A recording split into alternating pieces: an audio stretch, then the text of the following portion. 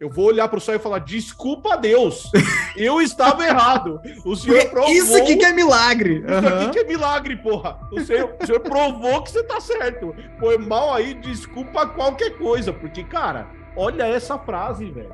A Origem das Espécies eu li, eu quero convidar todo mundo a ler. Você vai chegar no fim e vai perceber que Darwin tinha duas propostas, sugestões. Eu falo com meus alunos que você nunca em ciência deve falar eu acho, né?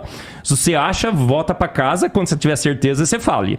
Ele fala, eu acho que modificações ao longo de milhões e milhões de anos criaram a vida, sofisticaram a vida. Criação de vida, ele nem sabia como a vida tinha surgido. Só fazer um comentário aqui rapidamente Nossa. sobre isso de eu acho não se diz na ciência. Cara, tem um livro que eu acho que retrata isso muito bem e discute isso, que é o do Ronaldo Pilate, Ciência e Pseudociência. Por que acreditamos apenas naquilo em que queremos acreditar?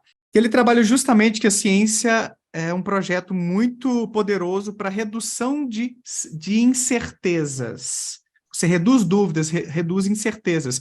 Mas a ciência não se propõe a chegar a conclusões que são inquestionáveis, Exato. que são definitivas. Se você está trabalhando cheio de certezas, é aquela coisa, obviamente, você pode ter convicções a partir dos seus estudos científicos, mas no sentido de que eu vou ter uma confiança maior nessa teoria, nessa ideia, na medida em que eu encontro mais evidências que apontam na direção de que ela é verdadeira, de que ela descreve acuradamente a realidade. Então, na filosofia da ciência, na filosofia em geral, a gente aprende muito isso. Não é que você não pode ter convicções ou confianças grandes, graúdas em algumas ideias, mas faça com que a força de sua confiança em uma ideia seja proporcional à quantidade de evidências disponíveis para aquela ideia. Então, a ciência nos ajuda a calibrar as nossas convicções, mas não quer dizer que você não possa ter achismos na ciência. O tempo inteiro, quando você discute ali os dados do seu estudo, lá no final você levanta várias hipóteses, você especula, olha, pode ser isso. O cientista não costuma usar a palavra eu acho, mas você usa palavras equivalentes muitas vezes. Olha, é possível que, pode ser que... Exato. Você trabalha o tempo inteiro nas fronteiras do conhecimento da ciência. Se não fosse a nossa ignorância, as nossas hipóteses, que são explicações provisórias para aquelas perguntas, a gente não estaria fazendo ciência. Agora, você não sai por aí defendendo com toda a convicção do mundo uma explicação provisória, uma hipótese de trabalho com que você está fazendo ali o seu estudo e tal. Então, assim, eu achei meio infeliz essa colocação dele de que o cientista não acha nada. Pô, o tempo inteiro a gente está trabalhando com achismos, mas existem aquelas explicações que são robustas do ponto de vista empírico, então que a gente chama isso de teoria e fala, pô, isso aqui a gente pode já lidar com um fato. Então, mas acho que isso é um ponto importante que você está lembrando, Daniel, porque você tocou um ponto perfeito. Quando você faz um trabalho científico, você levanta uma hipótese principal e uma alternativa, inclusive. Você fala, olha, e aí usando a palavra que o Eberlin usou, eu acho que é isso, mas pode não ser. Isso. Então, assim, você, por premissa do método científico, que é um levantamento de hipóteses com método para responder essas hipóteses, você faz a hipótese 1 e a hipótese nula e a hipótese alternativa. E aí tem uma coisa muito legal, e aí acho que você manja muito mais do que eu. Sabe por que ele fala essa frase? Porque ele tem certeza. Você consegue entender esse ponto? Ele tem certeza. Ele não consegue entender a ciência com essa ideia de que você tem uma hipótese nula e uma hipótese alternativa. Porque a certeza dele é de que Deus existe, que Deus criou tudo. Então, ele afirma com certeza que isso aconteceu. Certo? Então, acho que tem essa parte psicológica também do cientista não fala acho, porque ele não acha, ele tem certeza. Só que o que ele tem certeza não é baseado em ciência. E aí ele traz essa certeza para a ciência. E acho que esse é o problema dessa conversa. Não, e outra, você está desenvolvendo uma ideia nova na ciência, cara, o mais prudente a se fazer é você ter essas ressalvas. Ainda não temos dados o bastante, vamos investigar, essa aqui é uma possibilidade. Então, se o Darwin expressou a ideia da evolução, aquilo que ele apresentou no livro, como algo provisório, vamos investigar mais, essa aqui é uma possibilidade. Massa, foi prudente, é o que todo cientista deve fazer no início, quando você está propondo uma coisa revolucionária. Olha, existe essa possibilidade, tenho esses dados aqui que apontam nessa direção, mas vamos ver depois. Ele não sabia de genética na época, cara, né? Exato. Tem tanta coisa que foi sendo descoberta depois que coloca... Tanto é importante você dizer isso, porque assim, ó, o darwinismo ele surge, então Darwin lança o livro dele fica muito famoso, só que Darwin tinha uma dificuldade muito grande, como você disse, é que ele não entendia genética e hereditariedade. Então, apesar do darwinismo continuar famoso, ele só vai ressurgir, e aí a gente volta a falar evolução e começa a falar de evolução em termos mais modernos, com a genética moderna, porque daí a gente entende evolução, a gente tem uma releitura do darwinismo sob a ótica da genética, surge algo que é conhecido, inclusive, entre os cientistas como neodarwinismo, então a gente começa a rediscutir as teorias de Darwin, as hipóteses de Darwin, e transformar em teoria, com experimentos, com testes, explicando a hereditariedade e resolvendo problemas que o próprio Darwin não conseguiu responder. Que ele morreu triste, mandando cartas para os amigos dele, falando, pô, isso aqui eu não consegui responder, eu não consigo explicar o que está acontecendo. Porque ele não entendia parte daquilo que estava acontecendo, que é uma característica muito importante da ciência, inclusive. A gente podia fazer uma live aqui, por exemplo, sobre epigenética, que é um negócio super recente na história da ciência, e que você fica falando, cara, isso ninguém sabia há 30 anos do jeito que a gente sabe hoje. E aí a gente, como cientista, tem que olhar para isso e falar assim, beleza, a ciência, inclusive, acrescenta camadas novas ao conhecimento o tempo inteiro. Então, a gente olha e, de acordo com o que a gente sabe hoje, é isso. Mas a ciência se permite, inclusive, falar assim, olha, se tiver uma descoberta nova, a gente precisa voltar aquilo e ver se aquilo se sustenta ou não, certo? Então, tem esse aspecto também. Perfeito. Muito bom, Milho. Vai lá. A academia, o positivismo, o iluminismo estava muito forte nessa época. Comprou essa ideia. Se desviou de Deus, deixou Deus fora. Ele falou assim, Deus não pode mais colocar o pezinho na porta. Comprou a ideia e por 150 anos nós temos anunciado à sociedade, temos nas nossas aulas, são todas baseadas no darwinismo e no naturalismo. A mídia fez toda uma propaganda. Um clube foi estabelecido para defender a evolução, o Clube X, tem um livro todo que conta sobre isso. E a gente ficou por 150 anos dizendo, a gente descobriu a receita da vida, a gente evoluiu, Darwin estava certo, ele teve a maior ideia que o homem já teve. O Hélio Schwartzman escreveu um artigo na Folha dizendo que a evolução é mais lei do que... Olha que curioso isso. Eu não sei que clube é esse. Eu também não sei, cara. Referência, achei isso curioso. Mas beira um pouco a teoria da conspiração. Não sei se é a melhor expressão aqui, mas... É teoria da conspiração, sim. Existe uma sociedade... Cara? Daniel, existe uma sociedade... Existem reuniões, eu e você participamos dessa sociedade. Existe uma sociedade que se reúne falando assim, ó... Mano, nós erramos, mas nós estamos com vergonha. Então vamos fingir que nós não erramos, cara. Mano, quem fala essas coisas? O primeiro que demonstrar que a teoria da evolução é uma farsa ou é um equívoco, vai ter uma fama enorme, vai ter um prestígio científico em torno do cara, porque não há nada mais glorioso na ciência que você mostrar que ó, isso aqui em que muita gente estava botando ficha é falso e, na verdade, o mecanismo é esse. Na verdade, cara, isso aí seria glorioso para um cientista. Exato. Tá todo mundo com medo de... Cara, imagina assim, ó, Daniel, eu, biólogo, fui lá e falei, mano, provei que Darwin estava errado. Ou seja, a biologia que é toda baseada em Darwin vai passar a ser baseada em Emílio. A biologia só existe sob a luz do Emílio.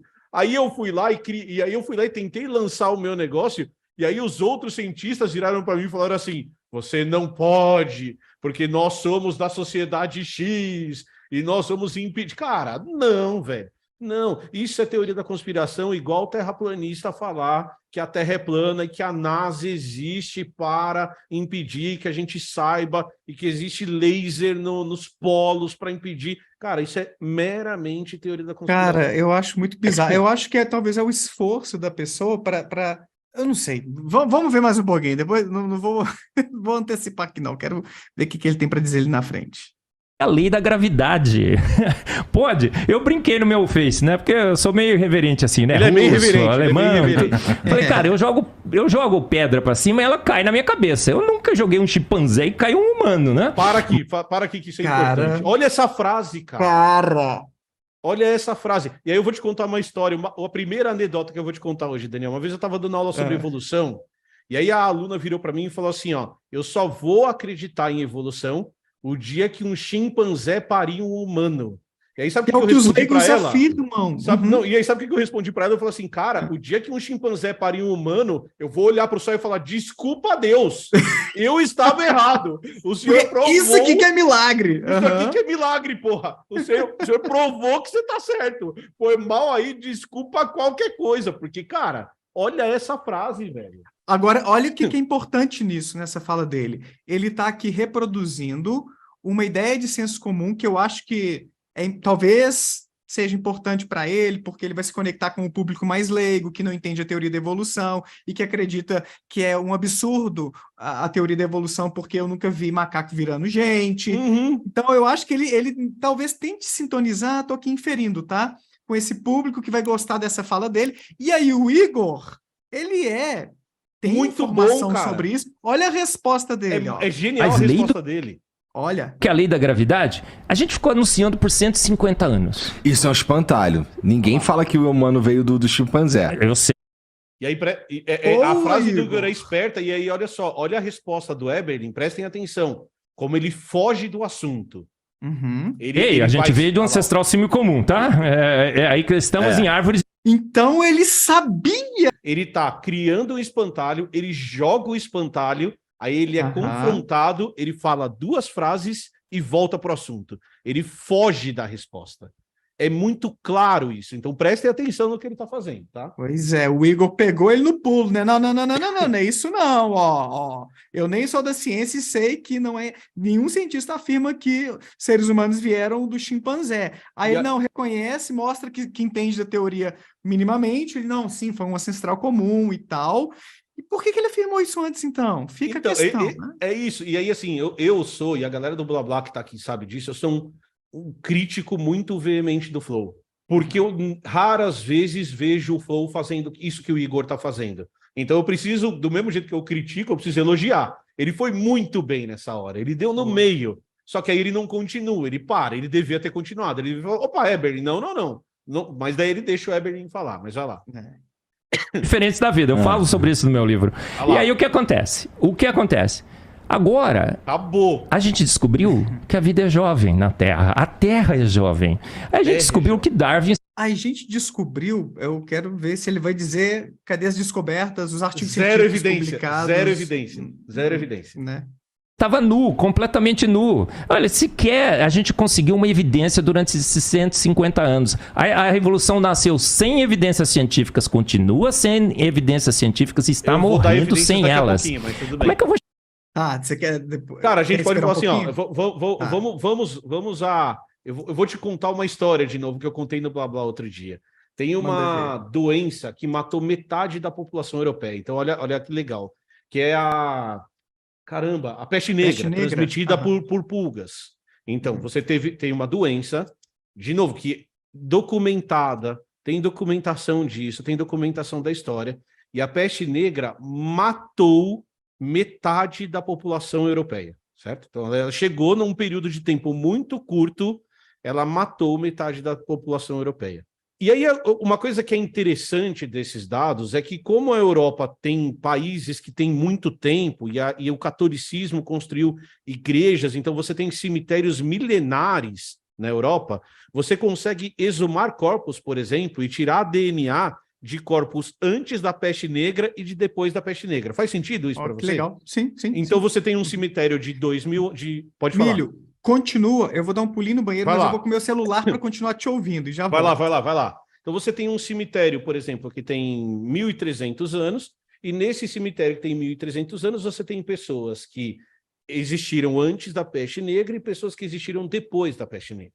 Então, o estudo que foi feito foi o seguinte: eles pegaram o DNA das pessoas que existiram antes da peste negra, eles pegaram o DNA das pessoas que existiram depois da peste negra e eles compararam esses DNAs.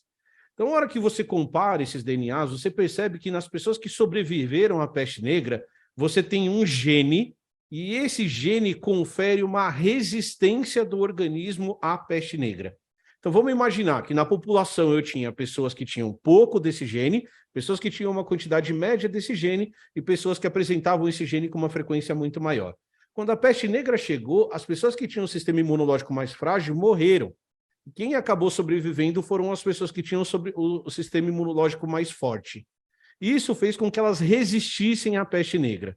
Então você tem dados de antes da peste, dados de depois da peste, e você percebe que a evolução aconteceu. Lembrando que evolução é só a mudança de frequência de um alelo, ou seja, um gene que existia numa quantidade menor antes da peste negra, passou a existir numa quantidade maior depois da peste negra.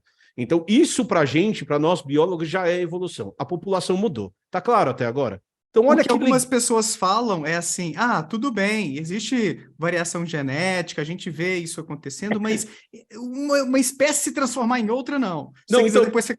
a gente vai falar disso, mas olha que legal, porque se você for pensar e se você for comparar, essa espécie que sobreviveu é diferente da espécie anterior.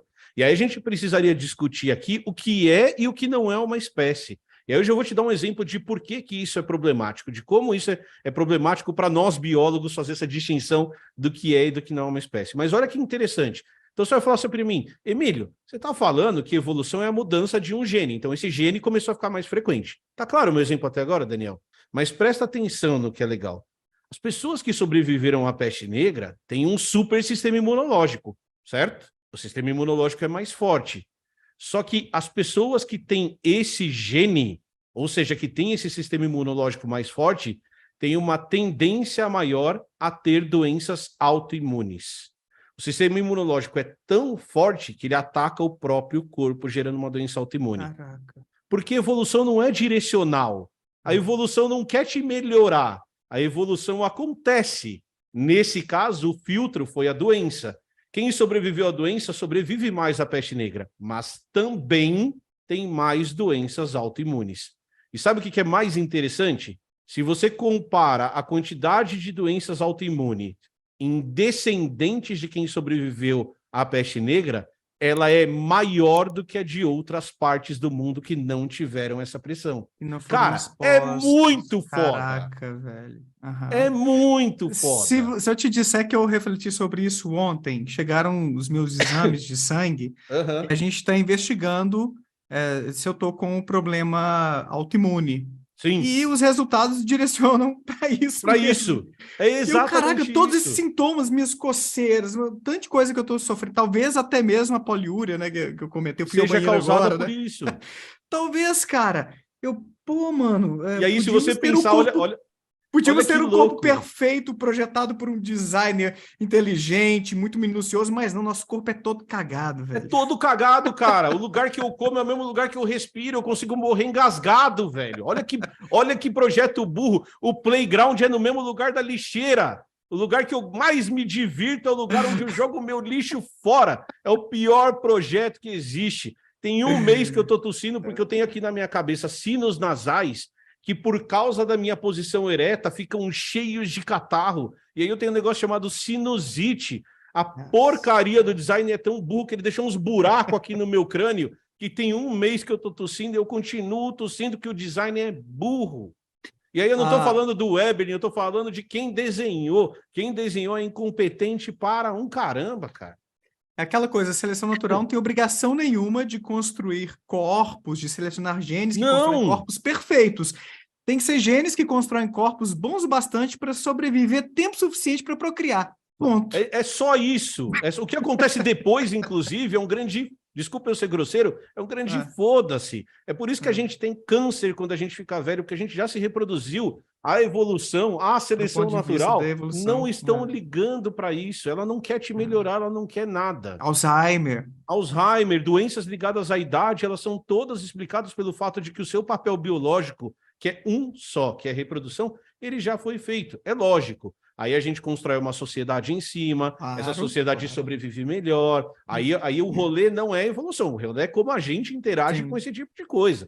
Mas pensando do ponto de vista de design, cara, o design é ruim pra cacete, velho. Sabe? Eu não tenho cabelo na cabeça. Puta designer desgraçado, mano. Me desenha Eu tô melhor, indo nessa pô. direção, viu? Já tô tomando um Porra. medicamento pra segurar um tiquinho, mas o negócio que tá ficando ruim. E aí, bom ou não, aqui é o Daniel Gontijo. Espero que você tenha curtido esse corte. Clica aqui pra ver a live completa lá no meu canal principal. E pra ver mais vídeos nessa pegada, não deixa de se inscrever por lá e por aqui também. Um abraço, tchau!